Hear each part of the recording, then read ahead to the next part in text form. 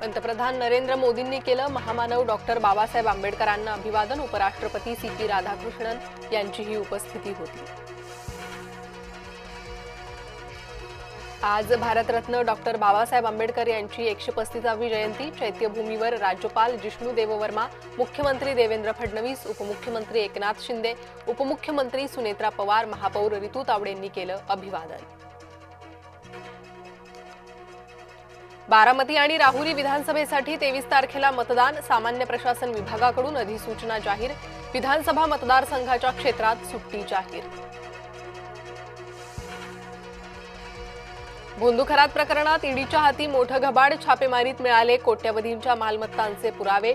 ईडीने खरातची 2,50,00,000 बँकेतील रक्कम गोठवली। दमानियांकडून नाशिक पोलीस दत्ता कराळेंचा व्हिडिओ ट्विट। कराळे खरातच्या कार्यक्रमात गेल्याचा दावा। कराळे आणि खरात यांच्यात 18 कॉल झाल्याचा आरोप। नाशिकमधील आयटी कंपनी धर्मांतरण प्रकरण। संशयितांच्या बँक खात्यांची एसआयटीकडून चौकशी। आरोपींनी 2022 पासून जाळे विणल्याचा संशय। महिला अत्याचार धर्मांतर प्रयत्न प्रकरणाचा तपास तीव्र। नागपूर काँग्रेस जिल्हाध्यक्षपदावर वाद। बैस यांच्या नियुक्तीवरून गटामध्ये संघर्ष। आष्टनकर यांना हटवून अश्विन बैस यांच्याकडे जबाबदारी। मात्र निवडणुकांमध्ये काँग्रेसला मोठा फटका। निमित्त बिबट्याचं भिडले खडसे पाटील। नियमबाह्य पद्धतीनं बिबट्याला पकडल्याचा खडसेंचा आरोप। खडसेंची पोटदुखी थांबणार नाही, चंद्रकांत पाटलांचा पलटवार। त्र्यंबकेश्वर संस्थानचा विश्वस्त पुरुषोत्तम कडलगला अटक। दर्शन काळाबाजार प्रकरणी पोलिसांची कारवाई। कडलगच्या पुतण्याविरोधात गुन्हा होता दाखल।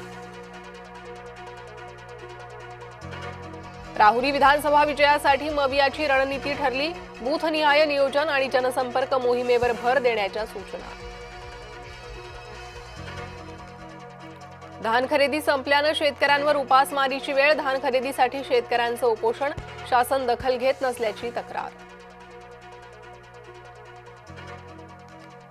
शेतकऱ्याचा मुलगा सरकारी नोकरी मागणार नाही, तो शेतीमध्ये दुप्पट तिप्पट उत्पन्न काढेन। मंत्री चंद्रशेखर बावनकुळेंचं वक्तव्य।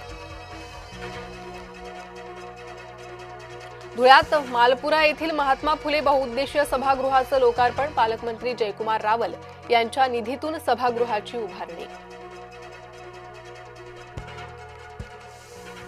गोरेगाव नेस्को संकुलात 2 विद्यार्थ्यांचा मृत्यू। लाईव्ह कॉन्सर्टमध्ये ड्रग्सच्या ओव्हरडोसनं 2 विद्यार्थ्यांचा मृत्यू।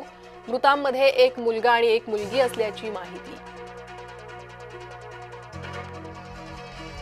समृद्धी महामार्गावर भीषण अपघात। 4 चाकी पेटल्यानं चालकाचा होरपळून मृत्यू। समृद्धी महामार्गावर जांभरगाव शिवारात घडली घटना।